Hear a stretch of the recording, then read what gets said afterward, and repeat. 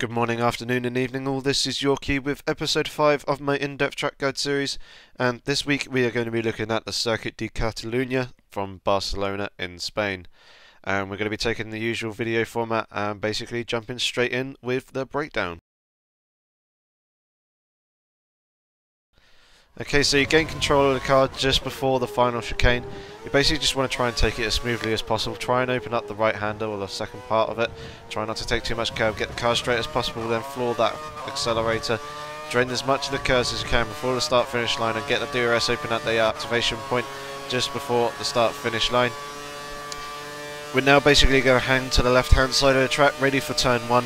And our braking point is about 80 meters before the corner, just before the end of the concrete barrier there on the left-hand side, and where the concrete runs across the grass to meet the side of the track.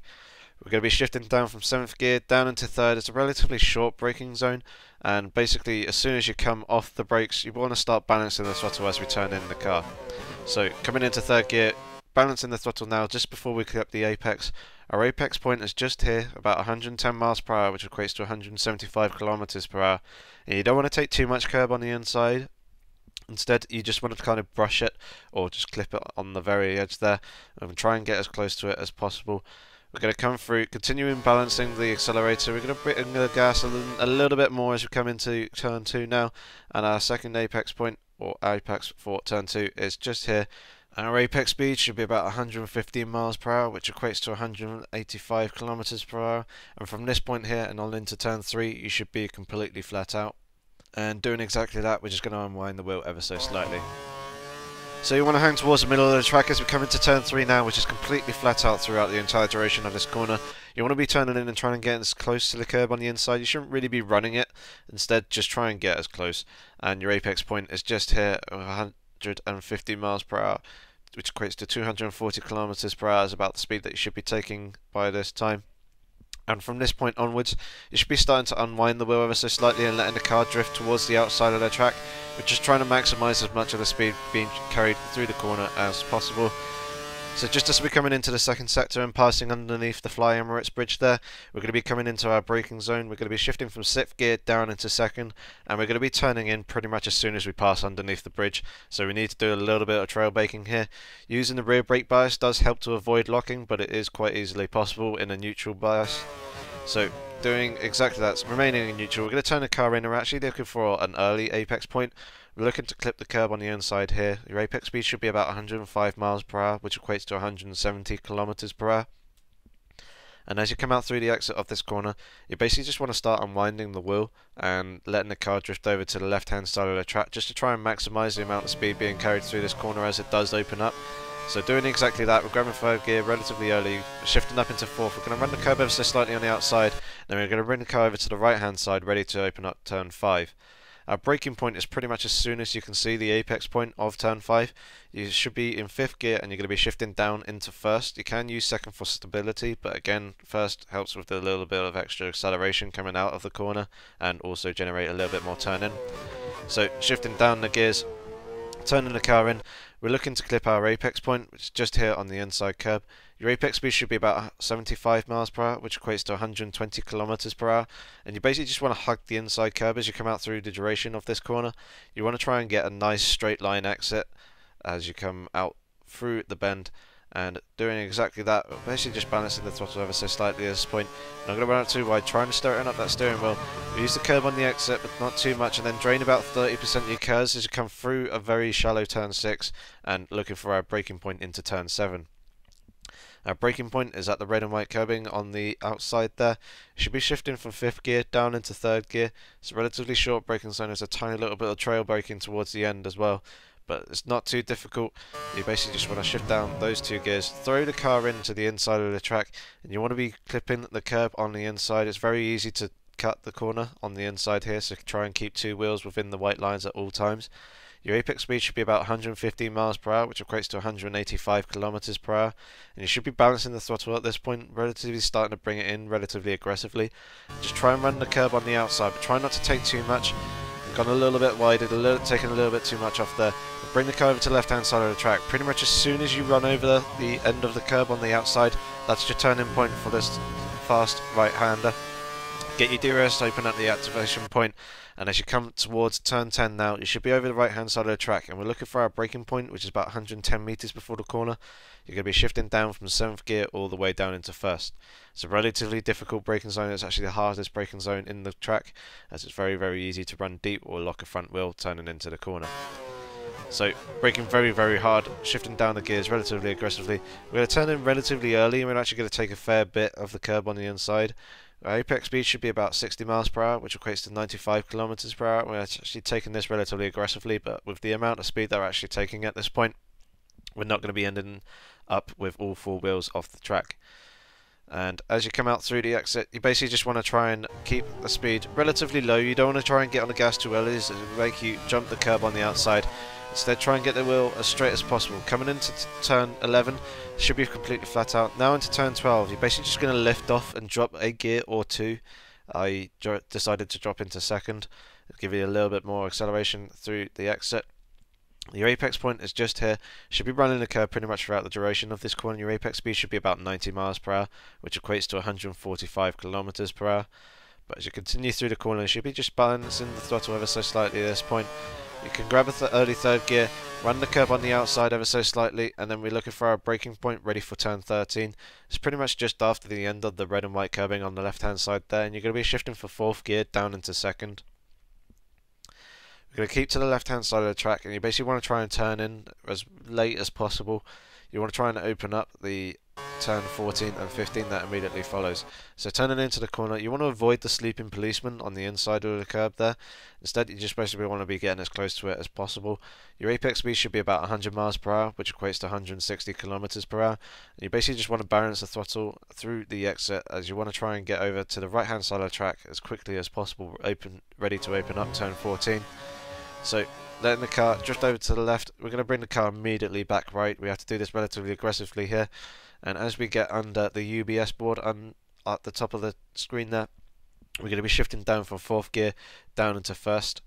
It's a relatively short braking zone, and you need to get your braking done before the corner, as it's very, very easy to go deep into turn 14, which completely screws you over for turn 15.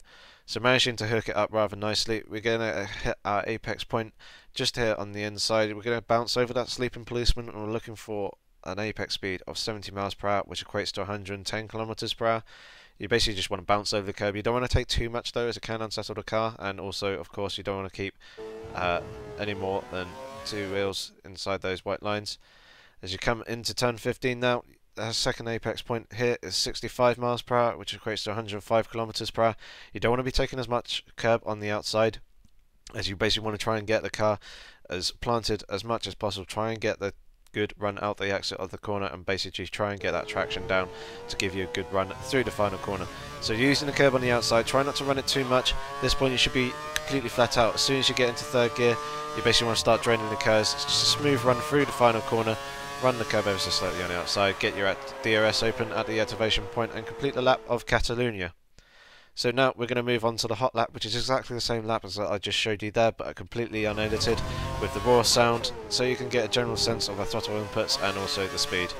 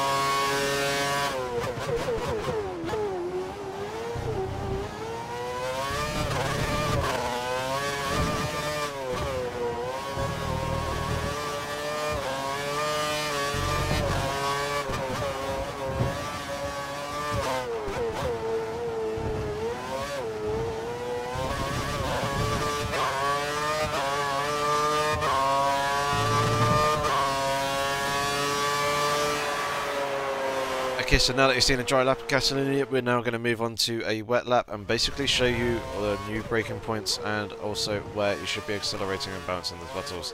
So coming into the final chicane, you basically want to try and get a smooth run for it as quickly as possible. Coming through that final corner, you want to start draining the curves as soon as you get up into third gear.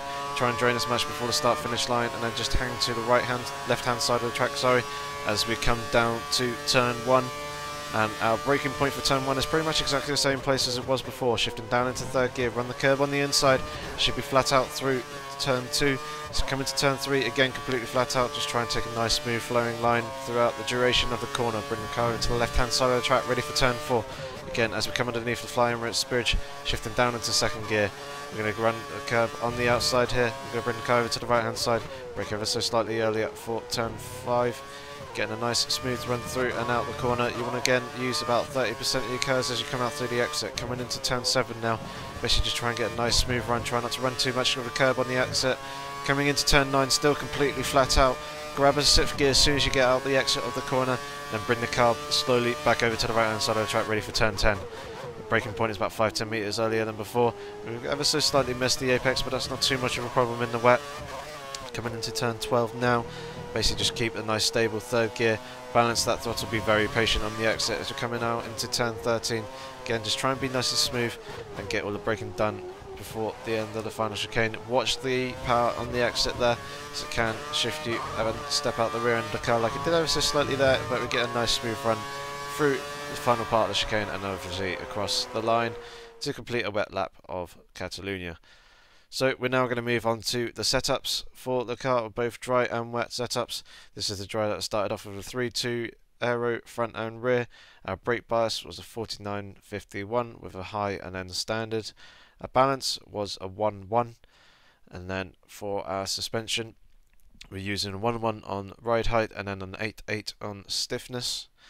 So come into the gears now. These are the gear ratios that I was using, 4 miles per hour, and then again same gear ratios in kilometers per hour, and then finally the toe and also the camber settings that I was using all the way to the left in the camber, and then ever so slightly to the left on the rear default toe settings. So now into the wet, we've got a 4.4 on wings, and then our brake bias is pretty much the same balance as was before, but a different pressure, a medium pressure to avoid locking. Balance is a 1.1 once again. Suspension ride heights is again 1.188, and then our gear ratios is a complete flat set of gear ratios in miles per hour, and then also in kilometers per hour as well. And then finally the toe and camber settings pretty much exactly the same as they were in the dry. So that is going to conclude this video for the in-depth track guide episode 5 of Catalunya. Hopefully you guys enjoyed it. Please give it a rating. If you have any comments or questions, feel free to leave them below, and of course don't forget to subscribe to the channel for more content in the future. I shall hopefully see you soon, guys. Take care.